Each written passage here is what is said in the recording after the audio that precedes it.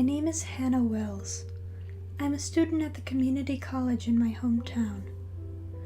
I had a chance to attend a campus on the West Coast, but honestly, I didn't want to leave my home.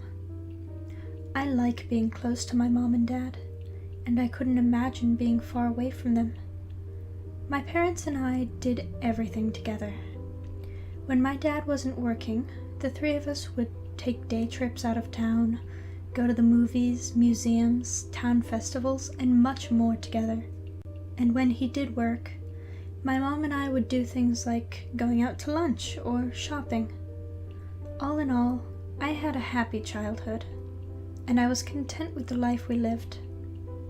But something happened to change all of that. It had been on a day when my dad was working, and my mom and I were at the mall together for the day. We had gotten a late start, so it was already lunchtime by the time we arrived, so we decided to head to the food court first. The mall was fairly large, so their food court had a wide variety of restaurants to choose from. Having different preferences, my mom and I went separate ways, agreeing to meet back at a table we had picked out. Meet me back here when you've gotten your food. After we eat, we can start shopping. Alone on the opposite side of the food court, though hardly alone, because it was fairly crowded, I waited in line to order my meal. But as I waited, and my curious eyes began to scan the faces of the crowd, I spotted someone who seemed a bit out of place. He was dressed in a black suit, white undershirt, and a dark tie, and he was leaned against the far wall, glancing slowly around in all directions. I probably would not have noticed him if it weren't for the fact that he was twirling something on a chain in his left hand. It took a few seconds of staring to realize that it was a small pocket watch. By that time, he had realized that I was staring at him, and I jolted as I saw that he was staring back with the same intentness. His head was lowered to his chest, his dark eyes fixed in my direction, with traces of a smirk playing at the corners of his lips. He stopped twirling the chain for a second, catching the shiny watch in his hand, and, as if he had practiced the motion in his mind a dozen times, his thumb caught the tiny button on the smooth edge of the watch, and it popped open. He gazed down at the face of the clock for a moment before lifting his eyes back to me. The smirk on his face stretched back over his teeth into a grin as he lifted his other hand in front of his face, uncurling 3 of his fingers as he mouthed the word 3. And as quickly as he had done so, he clicked the pocket watch closed and slid it into his pocket, sauntering away without another glance. And it was a few seconds before I realized that it was my turn to order in line. Tray in hand, I walked in a daze toward the table where my mother and I had agreed to sit. She hadn't arrived yet, so I took the time to unwrap my straw wrapper and to organize my tray to where the setting suited me. And when I had done so, I lifted my eyes to begin searching for my mom, and I saw him again. The man in the suit was sitting a few tables away, reclined back in the chair, with his polished shoes resting on the tabletop. The watch was resting in the palm of his hand, the latch open to reveal the turning hands. He watched the second hand twitch slowly around the circle with anxious eyes, a grin returning to his lips with gleeful anticipation.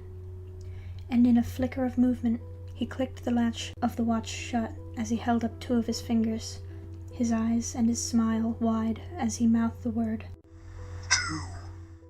Leaving my tray behind on the table, I scrambled out of my chair and hurried to find my mom. And after a few seconds of glancing around frantically, I spotted her heading in my direction from across the food court. I didn't wait for her to reach me.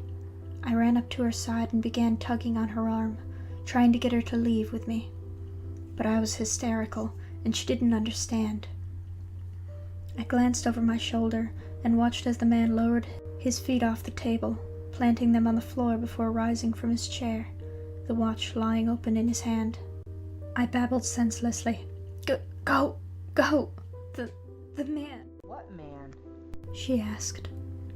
The man, he, go, I repeated, glancing back to see him click the watch shut as he held up one finger and with a stern expression mouthed the word.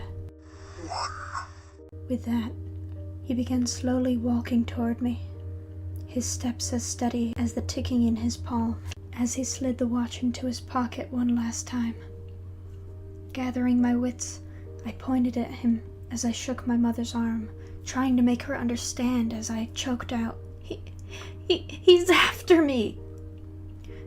And she looked me in the eye, as if studying my expression, and she glanced between me and where the man was walking.